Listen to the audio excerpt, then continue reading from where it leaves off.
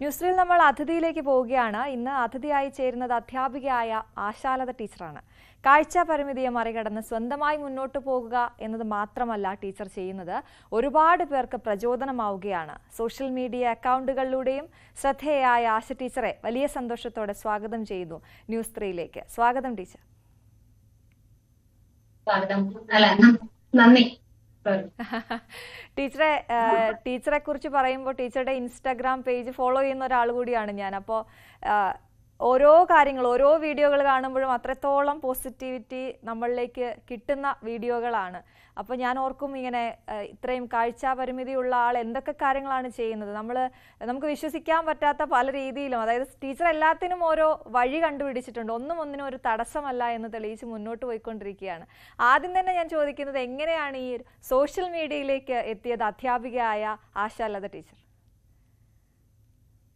Social മീഡിയയിലേക്ക് എത്തിയത് ശരിക്കും പറഞ്ഞാൽ ഞാൻ വരുന്ന സമയത്ത് അങ്ങനെ യൂട്യൂബ് കാണുകയോ അല്ലെങ്കിൽ സോഷ്യൽ മീഡിയയിൽ യാതൊരു പേര് വാട്സാപ്പ് അല്ലാണ്ട് അതുപോലെ ടെലിഗ്രാമില് റീഡിങ്ങിന് വേണ്ടി ഞാൻ കൂടുതലായിട്ട് ഉപയോഗിക്കും. കുറച്ച് സൗഹൃദ കൂട്ടായ്മ ഉണ്ടായിരുന്നു എന്നല്ലാണ്ട് ബാക്കി യൂട്യൂബ്, ഫേസ്ബുക്ക് ഇങ്ങനെയൊന്നും ഞാൻ ഉപയോഗിക്കുന്നുണ്ടായിരുന്നില്ല. അപ്പൊ നമ്മളെ കൊറോണയുടെ സമയത്ത് ലോക്ക്ഡൌൺ വന്ന സമയത്ത് അതിന്റെ രണ്ടാമത്തെ ആ സ്റ്റേജ് ആവുമ്പോഴാണ് അതിന് കുറച്ച് മുമ്പായിട്ട് ഇങ്ങനെ ആലോചിച്ച് ഞാൻ കുറച്ച് പേരോട് ഇങ്ങനെ ഡിസ്കസ് ചെയ്തിട്ടുണ്ടായിരുന്നു. അതെന്താന്ന് പറഞ്ഞാല്, ഇപ്പൊ യൂട്യൂബിലെല്ലാം ഒരുപാട് ആളുകൾ ഇങ്ങനെ യൂട്യൂബിലെ കാര്യങ്ങളൊക്കെ ചർച്ച ചെയ്യുന്ന സമയത്ത് പലപ്പോഴും വിഷ്വലി ഇമ്പയർഡ് ആയിട്ടുള്ള ഒരാള് അവിടെ എവിടെയും കാണാനില്ല എന്നുള്ളതാണ് അധികം ആളുകളും പറയുന്നത്. കേരളത്തില് ഇപ്പൊ എനിക്കറിയുന്ന ഒരുപാട് ആളുകള് എല്ലാ കാര്യങ്ങളും ഈ സോഷ്യൽ മീഡിയയിൽ പലരും ചെയ്യുന്ന എല്ലാ കാര്യങ്ങളും ചെയ്യുന്നുണ്ട്. പക്ഷെ അവരൊന്നും അവരുടേതായിട്ടുള്ള സ്പേസ് നമുക്ക് ഈ സോഷ്യൽ മീഡിയയിൽ കണ്ടെത്താൻ വേണ്ടി പറ്റിയിട്ടില്ല. അപ്പൊ ഒന്ന് അങ്ങനെ, അതായത് ഞങ്ങളെ ഒന്ന് അടയാളപ്പെടുത്തുക എന്നുള്ളതും, പിന്നെ അതുപോലെ തന്നെ ഇതിലൊന്നും ഒരു ധൈര്യമില്ലാത്ത ഒരുപാട് ആളുകളുണ്ട് ഒരു കാര്യം ചെയ്യാൻ. ഒരു ഭാഗത്ത് അങ്ങനെയാണെങ്കിൽ, ഒരു ഭാഗത്ത് എല്ലാ കാര്യങ്ങളും ചെയ്യാൻ വേണ്ടി സന്നദ്ധരാവുന്ന ഹാർഡ് വർക്ക് ചെയ്യുന്ന ആളുകള്, അതിന്റെ ഓപ്പോസിറ്റ് സൈഡിലാണെങ്കിൽ ഇതെല്ലാം ചെയ്യാൻ പേടി, വീട്ടുകാരെ വിലക്കുകൾ, ഇങ്ങനെയുള്ള രണ്ട് വിഭാഗം. അപ്പൊ അവർക്ക് ഒരു കോൺഫിഡൻസ് കൊടുക്കുക, പിന്നെ ആളുകൾക്ക് ഞങ്ങളെ കുറിച്ചിട്ടുള്ള ഒരു അവയർനെസ്. എല്ലാം ഇങ്ങനെ സംശയത്തിലാണ് ആളുകൾ ചോദിക്കുക, അതാര് ചെയ്യുന്നു, ഇതാര് ചെയ്യുന്നു, അതെങ്ങനെ ചെയ്യും, ഇതെങ്ങനെ ചെയ്യും, എല്ലാം മറ്റുള്ളവരെ ഡിപ്പെൻഡ് ചെയ്തിട്ടാണ് ഒരു വിഷ്വൽ ഇമ്പയർഡ് ആയിട്ടുള്ള ഒരാളുടെ ജീവിതം എന്നുള്ള രീതിയിലാണ് ആളുകൾ പൊതുവെ കാണപ്പെടുന്നത്. എല്ലാം ചെയ്യുന്ന ഒരുപാട്, എല്ലാം മീൻസ് എല്ലാം ചെയ്യാൻ ഒരാൾക്ക് പറ്റൂല, എന്നാലും എന്റെ കഴിവിന്റെ പരമാവധി ചെയ്യുന്ന ഒരാളായിട്ടുള്ള ഞാൻ പോലും ഇഷ്ടംപോലെ ചോദ്യങ്ങൾ സമൂഹത്തിൽ നിന്ന് അങ്ങനെ കേട്ടിട്ടുണ്ടായിരുന്നു. അപ്പൊ അതിനൊരു ഉത്തരം കൊടുക്കുക എന്നുള്ളതാണ് ശരിക്കും പറഞ്ഞാല് ഇതിന്റെ ഒരു പർപ്പസ് ഉണ്ടായത്. ഒപ്പം എനിക്ക് തോന്നിയിട്ടുള്ളത്, നമുക്ക് ഒരാൾക്ക് ഇത്രമാത്രം പിന്തുണ കൊടുക്കുന്ന, എപ്പോഴും ഉണ്ണിയേട്ടാ എന്നുള്ള വിളി, അത് ഞാൻ ഇന്ന് ടീച്ചറാണ് അതിഥി എന്ന് പറഞ്ഞപ്പോൾ എന്നോട് ഡെസ്കിൽ തന്നെയുള്ള ഒരാൾ ചോദിച്ചത്, ഉണ്ണിയേട്ടാന്ന് വിളിക്കുന്ന ടീച്ചറല്ലേ? അങ്ങനെയാണ് ടീച്ചറെ തിരിച്ചറിഞ്ഞിരിക്കുന്നത്. അപ്പോൾ ഇൻസ്റ്റാഗ്രാം ഫോളോ ചെയ്യുന്നവരൊക്കെ ആ വിളി കേൾക്കുന്നുണ്ട്. ആ വിളി എന്ന് ഞാൻ എടുത്തു പറഞ്ഞത് അതിൻ്റെ ഒരു പിന്തുണ എത്രത്തോളം ഉണ്ട് എന്നുള്ളതാണ്. നമ്മുടെ വീട്ടിൽ ഇങ്ങനെ ഒരു പരിമിതിയുള്ള ആളുണ്ടെങ്കിൽ അവരെ കൂടുതൽ കൈവെള്ളയെ കൊണ്ട് നടക്കാൻ ശ്രമിക്കുക, അല്ലെങ്കിൽ പുറത്തേക്ക് വിടാതിരിക്കാൻ ശ്രമിക്കുമ്പോൾ, എവിടെയാന്ന് വെച്ചാൽ പൊക്കോളൂ, എന്താന്ന് വെച്ചാൽ ചെയ്തോളൂ, എല്ലാത്തിനും സപ്പോർട്ടായിട്ട് ഞാനുണ്ട് എന്ന് പറയുന്ന ഫാമിലി, അവരെ കുറിച്ചുകൂടി പറയാമോ? തീർച്ചയായിട്ടും എന്റെ ഫാമിലി എനിക്ക് ഒരുപാട് സപ്പോർട്ട് ചെയ്യുന്നുണ്ട്. അതോടൊപ്പം എന്റെ സുഹൃത്തുക്കളും, അതും എനിക്ക് പറയാതിരിക്കാനാവൂല കേട്ടോ.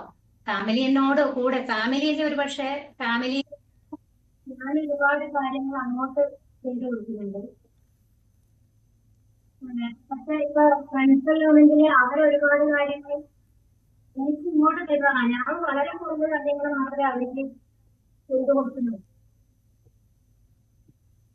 കേൾക്കാൻ ടീച്ചറെ പറഞ്ഞോളൂ. കേൾക്കാം, എനിക്ക് കേൾക്കുന്നുണ്ട്, പറഞ്ഞോളൂ. പിന്നെ ഞാൻ എന്റെ പരമാവധി കാര്യങ്ങൾ ഞാൻ ചെയ്തു കൊടുക്കുന്നുണ്ട്.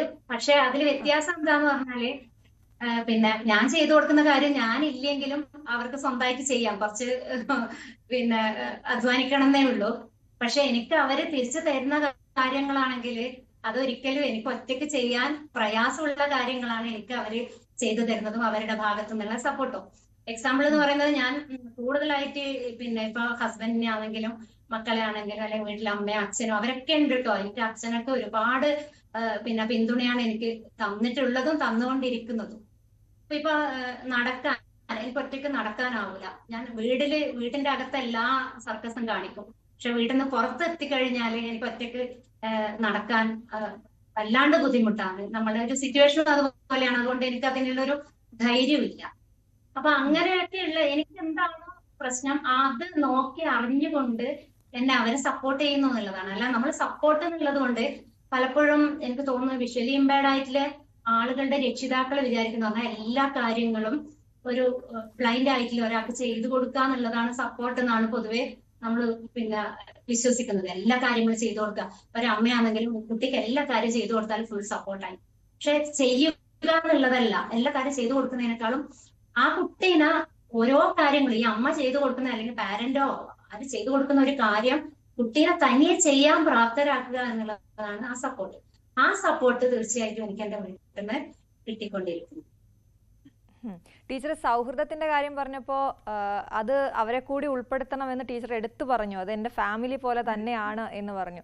എനിക്ക് തോന്നുന്നു ടീച്ചർ ഒരുപാട് കൂട്ടായ്മയിൽ അംഗമാണ് അല്ലേ? പ്രത്യേകിച്ച് വായന കൂട്ടായ്മ, അങ്ങനെ ഒരുപാട് കൂട്ടായ്മയിൽ കൂടി ഉള്ള ആളാണ്. അവരെ കുറിച്ച് കൂടി പറയൂ. എങ്ങനെയാണ്, ഏത് രീതിയിലാണ് മുന്നോട്ട് പോകുന്നത്? അവരുടെ ഒരു പിന്തുണ എങ്ങനെയാണ്?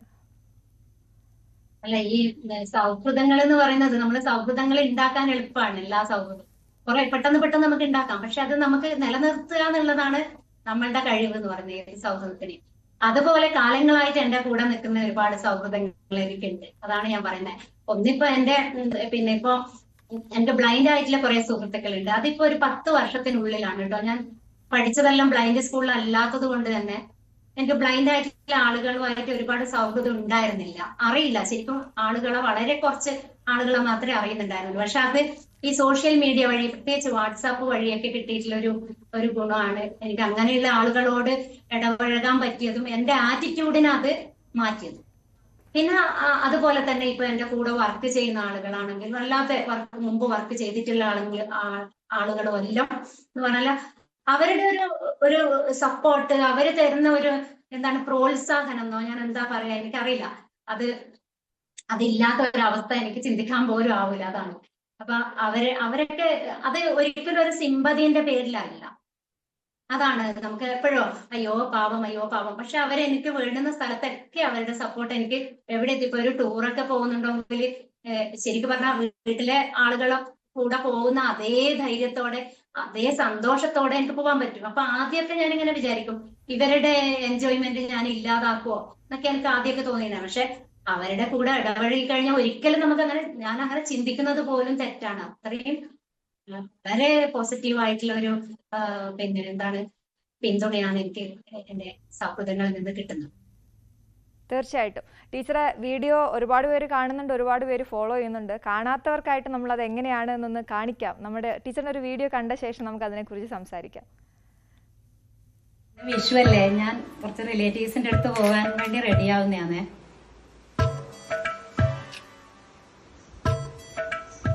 ഇതൊന്നും നമ്മളെപ്പോഴും മറ്റവരെ ഡിപ്പെൻഡ് ചെയ്താൽ നേരെയാവൂല കേട്ടോ. കാരണം നമുക്ക് ഇങ്ങനെ കുറച്ച് വൃത്തിയിൽ നടക്കണം എന്നുണ്ടെങ്കിൽ നമ്മൾ തന്നെ എപ്പോഴെങ്കിലും നമുക്ക് മറ്റവരെ ഒന്ന് ഡിപ്പെൻഡ് ചെയ്യാന്നേ ഉള്ളൂ. സ്ഥിരം ആ പരിപാടി നേരെയാവൂല. പക്ഷെ ഇതെല്ലാം ബ്ലൈൻഡിന് ചെയ്യാനും പറ്റും. അതുകൊണ്ടാണ് ഞാൻ പറയുന്നത്. ഞാൻ ഐബ്രോ വരച്ചിട്ടുണ്ട്, അതുപോലെ ലിപ്സ്റ്റിക് ഇട്ട് നോക്കിയിട്ടുണ്ട്. പക്ഷെ എനിക്ക് ഏറ്റവും ഇഷ്ടം ഡ്രസ്സിങ്ങും നല്ലതാവാനും അതുപോലെ മാച്ച് കമ്മലും മാലയും അങ്ങനത്തെ എല്ലാം. സൺസ്ക്രീനാണിത്. എന്റെ ഫ്രണ്ട് പ്രിയ കുറച്ച് മുരിങ്ങാക്കോല്, ഞങ്ങൾ മുരിങ്ങാക്കോല് എന്നെല്ലാം പറയും, കൊണ്ടു തന്നിട്ടുണ്ടായിരുന്നു. നല്ലോണം ഇളയത് കേട്ടോ. കുറച്ച് നല്ലോണം എടുത്തിട്ടുണ്ട്. എന്ന് പറഞ്ഞാൽ ഉപ്പേരി വെച്ച് കഴിഞ്ഞാൽ ഇവിടെ എല്ലാവർക്കും ഇഷ്ടമാണ്. ഇതിന്റെ തൊലി വേണമെങ്കിൽ വലിച്ചെടുക്കാം. പക്ഷെ ഇത് ഇളയതായതുകൊണ്ട് ഞാനിങ്ങനെ തന്നെ മുറിച്ചിടുന്നതാണ്.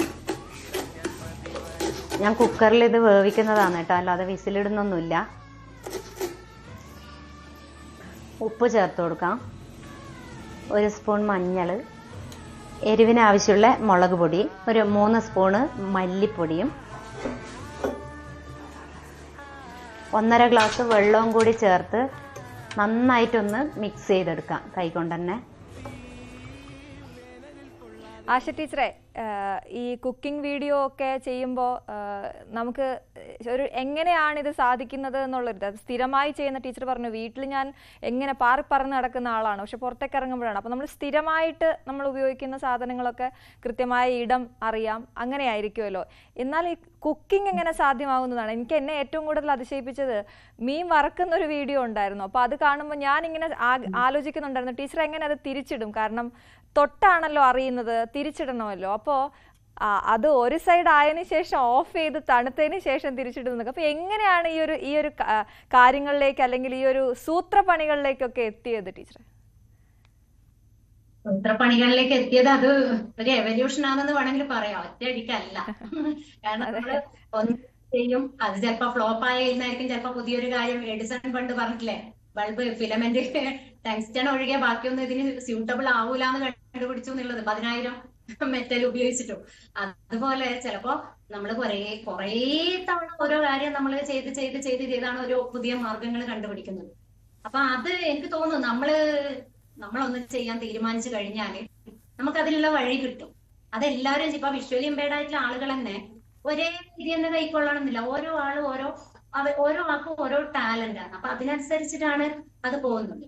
അപ്പോ നമ്മളിങ്ങനെ ഞാനിപ്പോ ഒരു ദിവസം കൊണ്ടല്ല, ഒരു 25 വർഷമായി കുക്കിംഗ് ചെയ്യുന്നു. അതിനും എത്രയോ വർഷം മുമ്പ് ഞാൻ ബാക്കി ക്ലീനിങ്ങും പിന്നെ തുണി കഴുകല്, അതുപോലെ മുറ്റടിക്കും, ഇങ്ങനത്തെ ഒക്കെ കാര്യങ്ങൾ അതിനും എത്രയോ കാലം മുമ്പ് ഞാനൊരു ഹൈസ്കൂളിലൊക്കെ പഠിക്കുമ്പോഴേ ചെയ്യുന്നുണ്ട്. അപ്പൊ നമ്മൾ ഒറ്റ ദിവസം കൊണ്ട് അങ്ങനെ ആയി പോകുന്നതല്ല. അപ്പൊ നമ്മൾ ഓരോന്ന് ചെയ്യുമ്പോ ഇപ്പൊ ഞാൻ മുറ്റടിക്കുന്നതെല്ലാം വീഡിയോ അതിൽ ഇട്ടിട്ടുണ്ട് എങ്ങനെയാണെന്നുള്ളത്. അത് ഞാൻ ചെരുപ്പിടാണ്ട് അടുത്തടുത്ത് കാല് വെച്ച് ഒരു 2 തവണ വേണം ഒരേ സ്ഥലത്തേക്ക് അങ്ങനെ പോകും, മുറ്റടിച്ചു പോകും. അപ്പൊ അവിടെ ക്ലീൻ ആയിട്ട് കിട്ടും, നമുക്ക് അത് ചവിട്ടുമ്പോ തന്നെ അത് ക്ലീൻ ആയി എന്നറിയാം. അപ്പൊ അങ്ങനെ നമ്മൾ ചെയ്യാൻ ആഗ്രഹിച്ചിട്ടുണ്ടെങ്കിൽ ചെയ്യാം. ഇപ്പൊ ഇന്നലെ എന്നോട് ഒരു കുട്ടി മീൻസ് 10-35 വയസ്സുള്ള ഒരാൾ എന്നോട് വിളിച്ച് ഇങ്ങനെ ഇൻസ്റ്റാഗ്രാം വഴി വന്നതാണ്. അവളുടെ ഹസ്ബൻഡ് എന്റെ നമ്പർ വാങ്ങി കൊടുത്തു, ബ്ലൈൻഡ് ആയിട്ടുള്ള കുട്ടി. അപ്പൊ ഞാൻ എല്ലാം പരിചയം ചേച്ചി, പക്ഷേ കുട്ടിയുള്ള ധൈര്യം ഇതുവരെ വരുന്നില്ല. ഇപ്പൊ മക്കളൊക്കെ ചോദിക്കാൻ തുടങ്ങിയിട്ടുണ്ട്, അമ്മക്ക് അത് ഉണ്ടാക്കാനാവില്ലല്ലോ എന്നുള്ളത്. അപ്പൊ ഇവള് പറയുന്നത് ഞാൻ എല്ലാ കാര്യവും ചെയ്യും, അയൺ ചെയ്യും, ക്ലീനിങ്, വാഷിങ്, കട്ട് ചെയ്യും കഷ്ണം, പിന്നെ തേങ്ങ ചിരവി. അപ്പൊ ഞാൻ പറഞ്ഞു ബുദ്ധിമുട്ടുള്ള എല്ലാ കാര്യങ്ങളും ചെയ്യുന്നുണ്ട്. അപ്പൊ കുക്കിംഗ് ധൈര്യമായിട്ട് ഇന്ന് മുതൽ തുടങ്ങിക്കോ എന്ന് പറഞ്ഞിട്ട് ഞാൻ ഇന്നലെ വെച്ചിട്ടുണ്ട്. ഒരു ബുദ്ധിമുട്ടുമില്ല. കാരണം കുക്കിംഗ് ഗ്യാസിലാണ് നമ്മളിപ്പോ ചെയ്യുന്നത്, അല്ലെങ്കിൽ ഇൻഡക്ഷൻ കുക്കറാണ്. അല്ലാതെ പണ്ടത്തെ പോലെ നമ്മൾ വിറകടുപ്പ് വെച്ചിട്ടോ അങ്ങനെയൊന്നുമില്ല. കുറച്ചൊന്നും നമ്മളെ ശ്രദ്ധിച്ചു കഴിഞ്ഞാല് പിന്നെ നമുക്ക് കുക്കിംഗ് വളരെ സേഫ് ആയിട്ട് ചെയ്യാൻ പറ്റുന്ന, വളരെ ഈസി ആയിട്ട്, ഈ പറഞ്ഞ ബാക്കി എല്ലാ കാര്യത്തിനേക്കാളും ഈസി ആയിട്ട് ചെയ്യാൻ പറ്റുന്ന കാര്യങ്ങളാണ് കുക്കിംഗ്. ടീച്ചർ നല്ല കുക്കാണോ? മക്കളെ കുറിച്ചുകൂടി ഒന്ന് പറയൂ. മക്കൾക്ക് ഏറ്റവും ഇഷ്ടമുള്ള സാധനങ്ങളൊക്കെ ഉണ്ടാക്കി കൊടുക്കുന്ന അമ്മയാണ്. അപ്പോൾ വീഡിയോയിലൊക്കെ മക്കളെ ഒരു 2-3 തവണ കൊണ്ടുവന്ന് കാണിച്ചിട്ടുണ്ട്. 3 ആൺമക്കളുണ്ട്. അപ്പോൾ അവരെ കുറിച്ചൊക്കെ പറയൂ. എന്തൊക്കെയാണ് കുക്ക് ചെയ്ത് കൊടുക്കാൻ ഏറ്റവും ഇഷ്ടം? അല്ല, എന്റെ മക്കൾക്ക് കുക്കിങ്ങിൽ ഏറ്റവും ഇഷ്ടമുള്ളത് എന്ന് പറഞ്ഞാൽ അവര് ചിക്കനാണ്, അല്ലെങ്കിൽ മീറ്റ് ഏത് ആരെങ്കിലും ഇഷ്ടമാണ്. പക്ഷെ ഞാൻ ഇറച്ചി കഴിക്കാറില്ല. അപ്പൊ ഞാൻ നല്ല കുക്കാണെന്ന് ചോദിച്ചാൽ എനിക്ക് ഇഷ്ടപ്പെട്ട സാധനമെല്ലാം ഞാൻ നന്നായിട്ട് കുക്ക് ചെയ്യും, എനിക്കിഷ്ടമാണ്. പിന്നെ ചിക്കൻ കറിയോ അങ്ങനെ എന്തെങ്കിലും ആക്കിയാലും അവർക്ക് ഇഷ്ടമാണത്. പിന്നെ ഇറച്ചിക്കറി ആകുമ്പോൾ അവര് കുറച്ചുകൂടി കോംപ്രമൈസ് ചെയ്യും, അഥവാ കുറച്ച് അങ്ങോട്ടോ ഇങ്ങോട്ടോ എന്തെങ്കിലും പ്രശ്നമായാലും.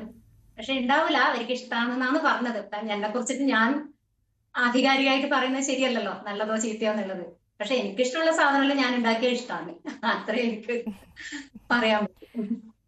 ഞാൻ ആമുഖത്തിൽ പറഞ്ഞതുപോലെ ടീച്ചർ സ്വന്തമായിട്ട് എൻ്റെ പരിമിതികളെ മറികടന്ന് ഞാൻ മുന്നോട്ട് പോകും എന്ന് പറയുന്നതിനപ്പുറത്തേക്ക് കുറേ പേരെ ചേർത്ത് പിടിച്ച് മുന്നോട്ട് കൊണ്ടുപോകാനുള്ളൊരു ശ്രമം നടത്തുന്നുണ്ട്. ആ ശ്രമം വിജയിക്കുന്നതിൻ്റെ ലക്ഷണമാണ് ടീച്ചറെ ഓരോരുത്തർ നമ്പർ എടുത്ത് വിളിക്കുന്നത്. അതെങ്ങനെയാണ് ചെയ്യുന്നത്, ഇതെങ്ങനെയാണ് ചെയ്യുന്നതെന്ന് വെച്ചാൽ ടീച്ചറിൻ്റെ കമൻറ്റ് ബോക്സ് തുറന്നാലും അങ്ങനെയാണ് കാണാൻ കഴിയുന്നത്. അപ്പോൾ എനിക്ക് മറ്റൊരു അത്ഭുതം തോന്നിയത് നിറങ്ങൾ. ടീച്ചറിൻ്റെ സാരികളൊക്കെ കണ്ടാൽ വളരെ ഗംഭീര സാരികളാണ്. എല്ലാത്തിൻ്റെയും സെലക്ഷൻ ടീച്ചർ തന്നെ ചെയ്യുന്നതാണ്. ടീച്ചർ എങ്ങനെയാണ് ഈ ഒരു കളേഴ്സൊക്കെ ചോദിച്ച് അറിഞ്ഞ് അതിനെക്കുറിച്ച് പറയാമോ? ഒപ്പം മാച്ചായിട്ട് പൊട്ടും മാലയും കമ്മലും എല്ലാം ഒന്നിനും ഒരു വിട്ടുവീഴ്ചയ്ക്ക് തയ്യാറല്ല എന്ന് പറഞ്ഞുകൊണ്ട് മുന്നോട്ട് പോകുന്നു. അതെ, കളറ് ഞാനല്ല സെലക്ട് ചെയ്യുന്നത്. കാരണം എനിക്ക് നിറം എന്നുള്ള ഒരു കോൺസെപ്റ്റേ ഇല്ല, പണ്ട് കണ്ട ഒരു ഇതുപോലും ഇല്ല. പക്ഷെ നിറങ്ങളെ കുറിച്ചിട്ട് കേൾക്കാനെല്ലാം എനിക്ക് ഒരുപാട് ഇഷ്ടമാണ്. പിന്നെ സെലക്ട് ചെയ്യുന്നത് അധികം ഉണ്ണിയേട്ടൻ, അമ്മ, അതുപോലെ ഫ്രണ്ട്സ്. പിന്നെ അവരൊക്കെയാണ് എനിക്ക് ഇഷ്ടപ്പെട്ടത് സെലക്ട് ചെയ്യുന്നത്. ഇപ്പൊ എന്റെ ഫ്രണ്ട് എല്ലാണെങ്കിൽ ഒരു ആശ ടീച്ചർ ഉണ്ട്. അപ്പൊ ടീച്ചർ ഇഷ്ടപ്പെട്ട സാരി ആണെങ്കിൽ ടീച്ചർ എന്നോട് ചോദിക്കുകയും കൂടെ ചെയ്യില്ല, എടുത്തിട്ട് വരും, ഞാനത് വാങ്ങും. ടീച്ചർ വാങ്ങിയിട്ടുണ്ടെങ്കിൽ അതെനിക്ക് എനിക്ക് നന്നായിട്ട് ചേരുന്നതായിരിക്കും. അതുപോലെ മാലയും ഇതൊക്കെ ഞാനത് മാക്സിമം ഞാനത് മാച്ച് ചെയ്തിട്ടുള്ളത് ഞാൻ കൈ കൊണ്ട് തൊട്ട് നോക്കും ഷേപ്പ്. ഉം. അപ്പൊ ഓരോന്ന് ഇങ്ങനെ ബൈഹാർട്ട് ആക്കിയിട്ടാണ് വെക്കുന്നത്. ഇപ്പൊ ഞാനിപ്പോ ഇട്ട ഇതിന് ഏതാണ്ട് മാച്ച് ചെയ്യുന്നതാണ് ഈ കമ്മൽ. ഇതുപോലുള്ള ഷേപ്പുള്ള കമ്മൽ എനിക്ക് വേറെ ഇല്ല. പിന്നെ ഒരേ ഷേപ്പ് ആണെങ്കിൽ രണ്ട് സ്ഥലത്തായിട്ട് വെക്കും. ഒരേ ഷേപ്പിലെ ഉം. കമ്മല് മാലയെല്ലാം ആണെങ്കിൽ രണ്ട് ഷേപ്പിലെ ടിന്നിലോ അങ്ങനെ എന്തെങ്കിലും ആയിട്ട് വെക്കും. അപ്പൊ ഉം. അങ്ങനെ ഓരോന്ന് കണ്ടുപിടിച്ച് ഞാൻ നേരത്തെ പറഞ്ഞ പോലെ അത് നമ്മളെല്ലാം ഡിപ്പെൻഡ് ചെയ്താലും നമുക്ക് പറ്റൂല. ഇനി നിറങ്ങൾ ആണെങ്കിൽ പോലും എനിക്ക് കാണുന്നില്ല എന്ന് പറഞ്ഞ് ഞാൻ എല്ലാ ദിവസവും ഇവരുടെ പുറകെ എനിക്കൊന്ന് അതെടുത്ത് തരുമോ, ഇതെടുത്ത് തരുമോ, ഇതിന് മാച്ച് ചെയ്ത് അതിന് മാച്ച് അങ്ങനെ ചോദിച്ചാൽ ഞാൻ ഡെയിലി പോകുന്നയാളല്ലേ, അത് പറ്റൂല. ഉം. അപ്പൊ അതിനും നമുക്ക് നമ്മുടേതായിട്ടുള്ള ഒരു വഴി നമ്മൾ തന്നെ കണ്ടുപിടിക്കണം. ഉം. അപ്പൊ അങ്ങനെയാണ് ശരിക്കും പറഞ്ഞാൽ അതിന്റെ ആവശ്യമുണ്ടോ ഇല്ലയോ എന്നുള്ളത് എനിക്കറിയില്ല. കാരണം ഞാൻ പലപ്പോഴും ചിന്തിക്കുന്നുണ്ട്, ഞാൻ ചിന്തിക്കുന്നത് ശരിയോ തെറ്റോ, ഏതാണ് ചിന്തിക്കേണ്ടതെന്നൊന്നും എനിക്ക് പലപ്പോഴും മനസ്സിലാവില്ല. കാരണം ഇപ്പൊ ഒരു വിഷ്വലി ഇമ്പയർഡ് ആയിട്ടുള്ള ഒരു കമ്മ്യൂണിറ്റിന്റെ ആ പൊളിറ്റിക്സ് എന്ന് പറയുന്നത്, അതിൽ നമ്മൾ ഒരു ബ്ലൈൻഡ്നെസ്സിനെ മറികടക്കുക എന്നതിലുപരിയായിട്ട് അത് ഈ സൊസൈറ്റിയുമായിട്ട് ഒരുപാട് കണക്റ്റഡ് ആണ്. ഇപ്പൊ അതില് റീജിയണൽ ആയിട്ടുള്ള വേരിയേഷൻ വരും, ജെൻഡർ ആയിട്ടുള്ള ആ ഒരു വ്യത്യാസങ്ങൾ വരുന്നുണ്ടാവും, കാസ്റ്റ്, റിലീജിയൻ, ഇതൊക്കെ വരുന്നുണ്ട്. ഒരു ബ്ലൈൻഡ് ആയിട്ടുള്ള ഒരാളെ സംബന്ധിച്ച് നമ്മൾ ഇതൊക്കെ സർവൈവ് ചെയ്തുകൊണ്ടാണ്, നമ്മുടെ സർവൈവലിന്റെ ഭാഗമായിട്ട് ഇതൊക്കെ കൺസിഡർ ചെയ്യേണ്ട ആവശ്യമുണ്ട്. ഇപ്പൊ ഈസ്റ്റിലും വെസ്റ്റിലും ഒരു വിഷ്വലി ഇമ്പയർഡ് ആയിട്ടുള്ള ഒരാൾ അനുഭവിക്കുന്നത് ഒരേ ഇഷ്യൂ അല്ല. അവരെ സൊസൈറ്റി അവരിൽ നിന്ന് എക്സ്പെക്ട് ചെയ്യുന്ന അവരും എന്താണ്, ഇപ്പൊ നമ്മളെ ആ റോൾ സ്റ്റീരിയോ ടൈപ്പ് എന്ന് പറയാം, റോൾ സ്റ്റീരിയോ ടൈപ്പ് മറ്റൊരു സ്ഥലത്ത് അതല്ല. അപ്പൊ ഞാൻ ഉം. എന്ത് ഉം. ചെയ്യുന്നു പറഞ്ഞാല് ഞാൻ ഫോർവേഡ് ആയിട്ട് ചിന്തിക്കുന്ന ഒരാളാണ്. പക്ഷെ ഞാൻ ഫോർവേഡ് ആയിട്ട് ചിന്തിച്ചാ ഇത് കുക്കിംഗ് എനിക്ക് കുറച്ച് റിസ്ക് ഉള്ള കാര്യമാണ്, അതുകൊണ്ട് ഞാൻ ചെയ്യണ്ട, അതെന്റെ ഹസ്ബൻഡ് ചെയ്തോട്ട് എന്ന് പറഞ്ഞാല് സാധാരണ ഒരാളെ സംബന്ധിച്ച് അതൊരു സ്റ്റെപ്പ് മുന്നോട്ട് പോകുന്നതാണ്. അത് ആരാണ്, ഹസ്ബൻഡോ വൈഫോ ഇഷ്ടം, അല്ലെങ്കിൽ അച്ഛനോ അമ്മക്കോ അത് ചെയ്യാൻ ഇഷ്ടം, അവര് ചെയ്തോട്ടെ എന്ന് വെച്ചാല് അത് ഫോർവേഡ് ആയിട്ടുള്ള ഒരു ചിന്തയാണ്. പക്ഷെ ഞങ്ങളെ സംബന്ധിച്ച് അത് പ്രൂവ് ചെയ്തുകൊണ്ടിരിക്കേണ്ട ഒരു കാര്യമാണ്. കാരണം ഞാൻ പിന്നെ എന്താണ്, ഇൻക്ലൂസീവ് ആവാൻ ഞാൻ സ്വയം നോക്കണം. ഞാൻ പരമ്പരാഗതമായിട്ടുള്ള ഒരു അമ്മയാവേണ്ടത് എങ്ങനെ, ഭാര്യ ആവേണ്ടത് എങ്ങനെ, ഒരു മകളാവേണ്ടത് എങ്ങനെ എന്നുള്ളതാണ് ഞാൻ പ്രൂവ് ചെയ്തുകൊണ്ടിരിക്കേണ്ടത്. ആ ഒരു വ്യത്യാസം പലപ്പോഴും ശരിക്കും ആ ചിന്ത മാറ്റണോന്ന് എനിക്കറിയില്ല, അത് നിങ്ങളെല്ലാം തീരുമാനിക്കാം. എനിക്ക് പക്ഷെ ആ ഒരു ചിന്തയിൽ നിന്ന് മാറാൻ വേണ്ടി പറ്റിയിട്ടില്ല. അത് എന്റെ ഞാനിങ്ങനെ മനസ്സിലിട്ട് ഉരുട്ടുന്നല്ലാണ്ട് ഞാൻ പലപ്പോഴും അത് തുറന്നു പറഞ്ഞില്ല, ഞാൻ അങ്ങനെ ചിന്തിക്കണോ, മാറ്റി ചിന്തിക്കണോ. പക്ഷെ ഒരുപക്ഷെ അങ്ങനെ ചിന്തിക്കാത്ത കൊണ്ടായിരിക്കാം ചിലപ്പോൾ എനിക്ക് ഒരുപാട് കാര്യങ്ങൾ ചെയ്യാൻ പറ്റിയത്. ഒരു സ്ത്രീ ആയതുകൊണ്ടും കൂടി ആയിരിക്കും എനിക്ക് ഇത്രയും കാര്യം. ഞാൻ ഒരു ആൺകുട്ടിയാണെങ്കിൽ ചിലപ്പോൾ എനിക്ക് ഇരുന്നിടത്ത് ഭക്ഷണം കൊണ്ട് തരും ആളുകൾ. ലോകത്തിനെ കുറിച്ച് ഒന്നും അറിയില്ല. അടുക്കള എന്ന് പറയുന്ന വലിയ ലോകത്തിലേക്കുള്ള ഒരു വലിയ വഴിയായിട്ട് ഞാൻ കാണുന്നു. ഓരോ കാര്യങ്ങൾ തൊട്ടറിയുമ്പോ, അനുഭവിച്ചറിയുമ്പോ, മണത്തറിയുമ്പോ, രുചിച്ചറിയുമ്പോ, വെറുതെ മേശമിരുന്ന് തിന്നുന്നതിനേക്കാളും വലിയൊരു എക്സ്പീരിയൻസ് ആണ് നമുക്ക് കിട്ടുന്നത്. നമ്മൾ ഓരോ കാര്യം യാത്ര പോകുമ്പോ തൊട്ടറിയുമ്പോ. അപ്പൊ അങ്ങനെയാണ് എൻ്റെ ഒരു ചിന്താഗതി. അതെ, ടീച്ചർ യാത്രകളെ കുറിച്ച് പറഞ്ഞപ്പോൾ അത് ഞാൻ ചോദിക്കണം എന്ന് വിചാരിച്ചിരിക്കുകയായിരുന്നു. ടീച്ചർ ഒരുപാട് സ്ഥലത്ത് യാത്രകൾ പോകുന്നുണ്ട്. അപ്പോൾ ആളുകൾ കാണാൻ പറ്റുമോ എന്നൊക്കെ ചോദിക്കുന്ന ആളുകൾ ഉണ്ടാവുമല്ലോ. ടീച്ചർ എപ്പോഴും പറയാറും വീഡിയോയിൽ പറയാറും ഒരുപാട് പേർക്ക് ഒരുപാട് സംശയങ്ങളുണ്ട് എന്നുള്ളതാണ്. എല്ലാവരുടെയും സംശയത്തിന് ടീച്ചറിൻ്റെ കയ്യിൽ മറുപടിയും ഉണ്ട്. അപ്പോൾ യാത്ര പോകുന്നതിനെ കുറിച്ച് പറഞ്ഞപ്പോൾ എവിടേക്കാണ് പോയിട്ടുള്ളത്, എന്തൊക്കെയാണ് ഇഷ്ടങ്ങളൊക്കെ പറയൂ, യാത്രകളെ കുറിച്ച് പറയൂ. യാത്രകള് എനിക്ക് ഏത് സ്ഥലമാണെങ്കിലും ഇഷ്ടം. യാത്ര എന്ന് പറയുന്നത്, യാത്രയിൽ നമുക്ക് പിന്നെ എൻജോയ് ചെയ്യുന്നത് നമ്മൾ ഒരുപാട് കാര്യമാണ്, പല കാഴ്ചകൾ മാത്രമല്ല. എല്ലാരും യാത്ര എന്ന് പറയുമ്പോൾ കാഴ്ച, എവിടെയെങ്കിലും ഒരു യാത്ര പോയി കഴിഞ്ഞാൽ ആളുകൾ പറയും, ഓ അവിടെ ഒന്നും കാണാനുണ്ടായിട്ടില്ല എന്ന് പറയും. യാത്ര എന്ന് പറഞ്ഞാൽ നമ്മളെ കൂടെ ഉള്ളവരുടെ ആ ഒരു സാമീപ്യം നമ്മൾ എൻജോയ് ചെയ്യുന്നുണ്ട്. ഫുഡ്, അവിടുത്തെ ക്ലൈമറ്റ്, പിന്നെ ഓരോ കാര്യങ്ങൾ ഞാനിപ്പോ തൊട്ടറിയുന്നത്, ഇപ്പൊ ഞാൻ വായിച്ച കാര്യങ്ങള് പിന്നെ അത് പലതും തൊട്ടറിയുമ്പോ ആ വഴിയിലൂടെ നടക്കുമ്പോ ആ കാര്യങ്ങളെ കുറിച്ച് ചിന്തിക്കുമ്പോഴെല്ലാം നമുക്ക് കിട്ടുന്ന ഒരു ഒരു അനുഭൂതിയോ ഒരു നൊസ്റ്റാൾജിയോ എന്താണെന്ന് എനിക്കത് പറയാൻ പറ്റൂല. ഇപ്പൊ ഡൽഹിയില് ഞാനിപ്പോ ഇതിനിടെ ലാസ്റ്റ് പോയത് ആഗ്ര, ഡൽഹി, ജയ്പൂരാണ്. അപ്പൊ ഈ ഡൽഹിയിലെ ജയ്പൂര്, അവിടുത്തെ പിന്നെ ആഗ്ര, ഇതിലൊക്കെ ചരിത്രങ്ങൾ ഒരുപാട് വായിച്ചും, അതുപോലെ നോവലുകളില് കുറെ മിത്ത് ഇതുപോലെയൊക്കെ വായിച്ചിട്ടുള്ള ഇത്. അപ്പൊ അവിടെയൊക്കെ പോയി നിൽക്കുമ്പോ, ഓരോന്ന് തൊട്ടറിയുമ്പോ, ആ വഴികളിലൂടെ ഇങ്ങനെ പോകുമ്പോ ഓരോന്ന് കേൾക്കുമ്പോ അത് കിട്ടുന്ന ആ ഒരു എക്സ്പീരിയൻസ് എന്ന് പറയുന്നത് ഒരു വല്ലാത്തൊരു ഇതാണ്. പിന്നെ ഓരോ നാട്ടിലത്തെ ആ ഒരു ഫുഡ്, പല വെറൈറ്റി ഫുഡ്, അവിടുത്തെ ക്ലൈമറ്റ്, ഇതൊക്കെയാണ്. അപ്പം പിന്നെ യാത്ര ഞാൻ അധികം സൗത്ത് ഇന്ത്യയിലാണ് കൂടുതൽ പോയിട്ടുള്ളത്. കർണാടക ഹംപിയിൽ പോയിട്ടുണ്ട്. ഹംപി എനിക്ക് ഇഷ്ടപ്പെട്ടതായിരുന്നു. പിന്നെ അതുപോലെ ഉണ്ട് കുറെ, പിന്നെ നമ്മളെ മധുര, പളനി, കൊടൈക്കനാല്, ഊട്ടി, വയനാട്, പിന്നെ മൂന്നാറ്, അങ്ങനെ കുറെ സ്ഥലങ്ങൾ പോയിട്ടുണ്ട്. പിന്നെ അപ്പൊ ഇനിയും ഒരുപാട് ആഗ്രഹിക്കുന്നുണ്ട് പോവാൻ വേണ്ടി. പിന്നെ തീർച്ചയായിട്ടും മറ്റൊന്ന് പറഞ്ഞത് ടീച്ചറിന് ഒരുപാട് യാത്രകൾ ചെയ്യാൻ കഴിയട്ടെ എന്ന് ഞങ്ങളും പ്രാർത്ഥിക്കുന്നു. അതുപോലെ തന്നെ വലിയ സപ്പോർട്ടുള്ള ഒരു കൂട്ടം ആളുകൾ ചുറ്റിനും ഉണ്ട് എന്നുള്ള ആശ്വാസവും ഞങ്ങൾക്കുണ്ട്. കാരണം നേരത്തെ ഒന്ന് ചോദിച്ചു ഞാൻ ചിന്തിക്കുന്നത് തെറ്റാണോ എങ്കിൽ നിങ്ങൾ പറയണമെന്ന്. അപ്പോൾ ഒരിക്കലും അല്ല, ടീച്ചർ ചിന്തിക്കുന്നതാണ് ശരി. ആ ചിന്തയിലേക്ക് അകത്തേക്ക് ഉൾവലിഞ്ഞിരിക്കുന്നവർ ആ ചിന്തയിലേക്ക് വരണം എന്നുള്ളത് കൊണ്ടാണ് ടീച്ചർ ഇന്ന് അതിഥിയായി ഞങ്ങളുടെ മുന്നിൽ ഇരിക്കുന്നത്. സന്തോഷം. പിന്നെ നേരത്തെ ടീച്ചറെ ഏറ്റവും വലിയ ആഗ്രഹം പറഞ്ഞോളൂ ടീച്ചറെ, പറഞ്ഞോളൂ ടീച്ചർ പറഞ്ഞത് പറഞ്ഞോളൂ. അല്ല, അത് നേരത്തെ ചോദിച്ചതിന്റെ കൂടെ ആയതുകൊണ്ട് പറയാന്ന് വിചാരിക്കുന്നത്. ഇപ്പൊ ഓരോന്നിനും എനിക്ക് ഉത്തരം ഉണ്ട് എന്ന് പറയുന്നത്, ഇപ്പൊ ഞാൻ പറ്റുന്നത്രയും ഞാൻ കമന്റ്, ഒരുപാട് റിപ്പീറ്റ് ചെയ്യാത്ത കമന്റിനൊക്കെ ഞാൻ റിപ്ലൈ കൊടുക്കാറുണ്ട്, ഞാൻ തന്നെ കൊടുക്കാറുണ്ട്. കാരണം ഇത് സാധാരണ ഒരു കുക്കിംഗ് ചാനലോ ഒരു ഗെറ്റ് റെഡി വിത്ത് മിയോ അതല്ല ഞാൻ ചെയ്യുന്നത്. അത് മനസ്സിലായിട്ടുണ്ടാവുമല്ലോ എന്തായാലും. അപ്പോ ആളുകളുടെ സംശയം സ്വാഭാവികമാണ്. അത് തീർത്തു കൊടുക്കാനാണ് എന്റെ മെയിൻ ആയിട്ടുള്ള ഒരു ലക്ഷ്യം എന്ന് പറയുന്നത്. അതുകൊണ്ട് തന്നെ അവരുടെ സംശയത്തിന്, അവരുടെ ജെന്യൂൻ ആയിട്ടുള്ള സംശയത്തിന് ഞാൻ മറുപടി കൊടുത്തേ പറ്റൂ. അത് പലപ്പോഴും അത് കുറച്ച് പ്രധാനപ്പെട്ടത് ആവർത്തിച്ച് വരുന്നുണ്ട് എന്ന് പറയുമ്പോൾ ഞാൻ പല വീഡിയോകളിലും അത് ചെയ്യുന്നത് അതുകൊണ്ടാണ്. അത് അതിന് ഞാൻ അതിന്റെ റെസ്പോൺസിബിലിറ്റി ഉണ്ട് എനിക്ക്, അവർക്ക് റിപ്ലൈ കൊടുക്കാനില്ല. അതാണ്. ഓക്കെ, ഞാൻ ചോദിച്ച ടീച്ചറെ ആഗ്രഹം, ഏറ്റവും വലിയ ആഗ്രഹം ടീച്ചറിൻ്റെത് എന്താണ് എന്ന് ചോദിച്ചാൽ ഇതുവരെ ഉള്ളതിൽ ഏറ്റവും വലിയ ആഗ്രഹം എന്താണ് ടീച്ചറെ? അല്ല, അങ്ങനെ ഞാൻ കൂടുതലായിട്ടും പ്രസന്റിൽ ജീവിക്കാൻ ആഗ്രഹിക്കുന്ന ഒരാളാണ്. ഓരോന്നും നമ്മളെ ആഗ്രഹ സാഫല്യാണ്. അങ്ങനെ പ്രത്യേകിച്ച് എനിക്ക് ഒരു ആഗ്രഹമൊന്നും ഇല്ല. ഇപ്പൊ എനിക്ക് വേണമെങ്കിൽ എനിക്ക് കാഴ്ച കിട്ടാൻ ആഗ്രഹം, പക്ഷെ ഞാൻ ആഗ്രഹിച്ചിട്ടേ ഇല്ല.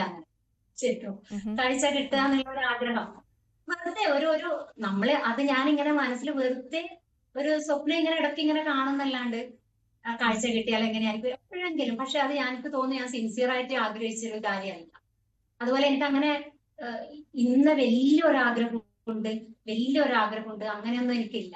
ഓരോന്നും അപ്പപ്പോ നമ്മള് കിട്ടുന്നതിൽ സാറ്റിസ്ഫൈഡ് ആവുക, പ്രസന്റില് ജീവിക്കണം.